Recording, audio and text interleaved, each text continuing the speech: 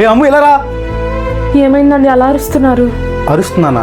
అంతేలే, నా పిలుపు నీకు అరుపుగానే ఉంటది. నేను ఆ ఉద్దేశంతో అనలేదండి. నువ్వు ఏ ఉద్దేశంతో అన్నావు నాకు తెలుసు కానీ మర్యాదగా నీ బట్టలు సర్దుకు నీ పుట్టింటికి వెళ్ళిపో. నన్ను మా పుట్టింటికి వెళ్ళిపోమంటున్నారు ఏంటండి? నేనేం చేశాను? నువ్వు ఇక్కడ ఉంటే నాకు మనశ్శాంతి ఉండడం లేదు, అర్థమైందా? అందుకే వెళ్ళిపో.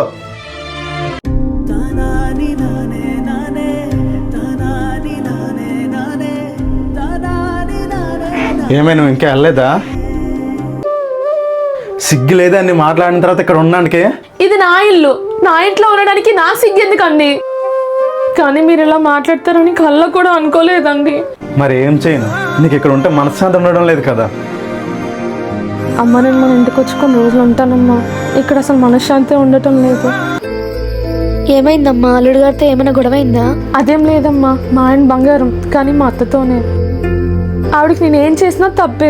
మీ అల్లుడు అటు చెప్పలేక ఇటు చెప్పలేక మధ్యలో నలిగిపోతున్నారమ్మా. ఆ బాధ చూడలేకే కొన్ని రోజులు మన ఇంటికి వచ్చి ఉంటానమ్మా.